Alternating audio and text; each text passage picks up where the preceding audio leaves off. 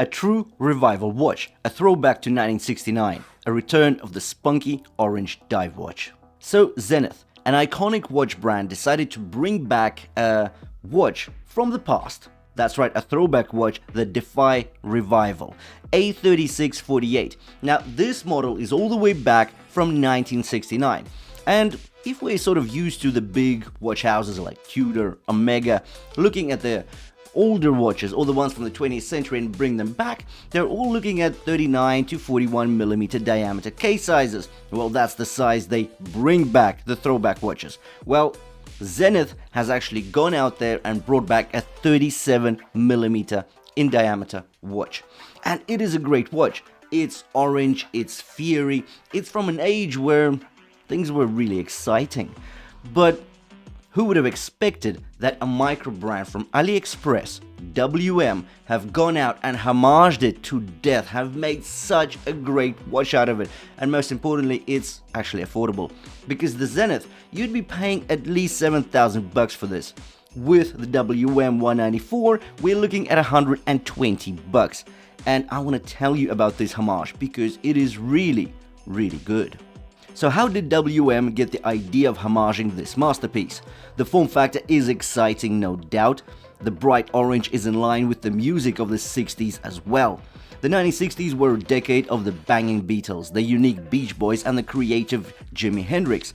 I think the DeFi revival is closer to the Hendrix counterculture, freedom, self-expression in his electric guitar compositions. WM brought an icon home with so many tricks up its sleeve. Firstly, you won't find another homage to this watch in this price range, so anywhere between 100 and 120 bucks. It's a fully stainless steel construction. The WM194 gets a slightly boxed sapphire crystal.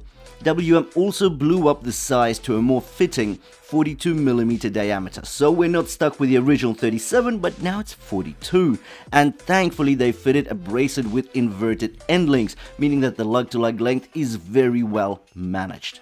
Powered by a self-winding automatic, specifically the Seiko NH35, this brings us to a watch that looks great, even on my 6.5-inch wrist, but the diameter is a bit more meaty. Plenty of premium components, the refinement, well, as you will see it in this video, is really up there. Anyways, 120 bucks for this watch. The link to the listing is in the description below the video, so do check it out if you're after a sharp price. And now let's dive in and talk about this WM194 in detail.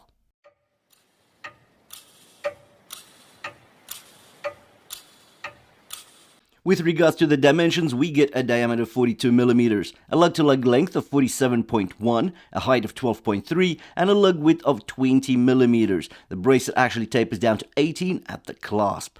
The inverted end links make this rather significant in diameter piece an easy wearer for almost any wrist size. Look at how it sits on top of my 6.5-inch wrist. The angled down lug hoods appear to hug the watch to the wrist. There are no signs of overhangs. It could potentially be a slight optical illusion though, via the black centered dial and rings of orange, visually reducing the size. Let's take a look at the watch from above. The stark and definitive lines are so sincere and assertive. There is something retroish, yet in my mind the sportiness and assertiveness are the dominant features on this case. Let's take a look at the profile of the watch. It's a layered design, with a significant and rather flat profile of the flank. The lugs are ever so slightly slanting down. The finish is brushed styling, fine and consistent.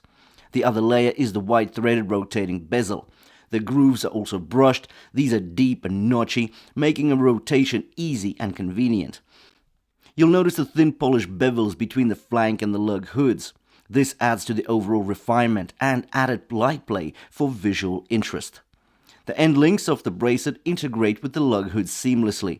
The inverted end links are both convenient and make this brutal looking bracelet more interesting. The bracelet requires separate mentioning. The 3-link design is a gimmick though. It's really just a 1-link design, and it's styled to appear as if there are 3 links. Nothing wrong with that though.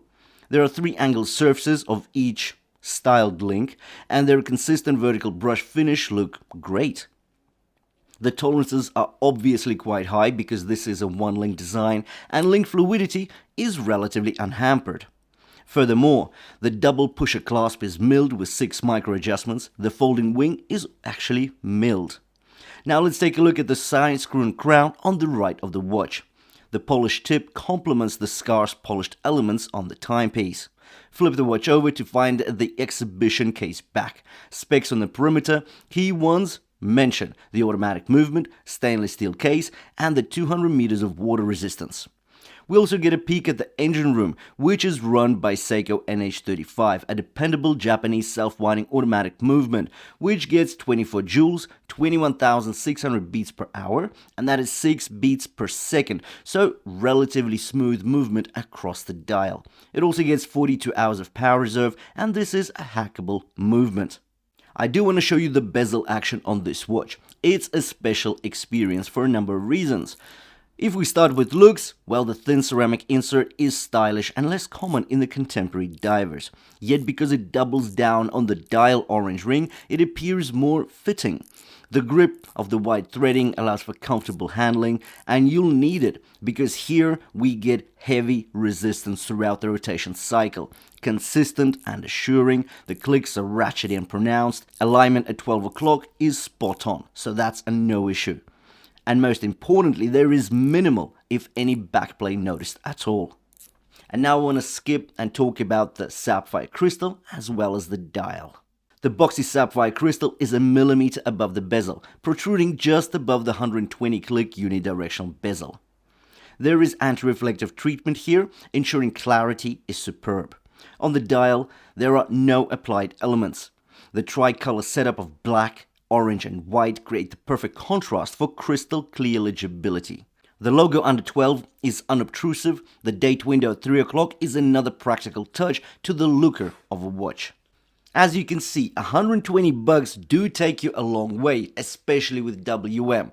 And I want to talk about the WM micro brand for a little bit. If you recall, they used to call themselves Welly Merck, now it's just WM.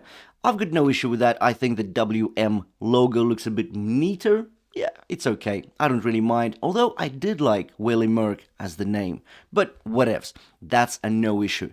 What is very important is that WM are really breaking into this very budget segment in AliExpress, on AliExpress. And they're offering very interesting designs, very interesting homages with good movements, great refinement at good prices. And I think that's awesome because we needed some fresh blood, as you can say, on AliExpress. Because Cattersons love them, Pagani Designs absolutely love them, Addis Dive, Steel Dive, and now WM. So a big fat welcome to them. Anyways, that's the watch. The link to the listing is in the description below the video, so do check it out if you're after a sharp price. It is an affiliate link, meaning that if you make a qualified purchase, I'll get a bit of commission from AliExpress. It's not going to cost you anything, but it helps me get that commission and buy more watches so I can bring them in and review for you guys. Anyways, thanks for watching, and I'll see you in the next one.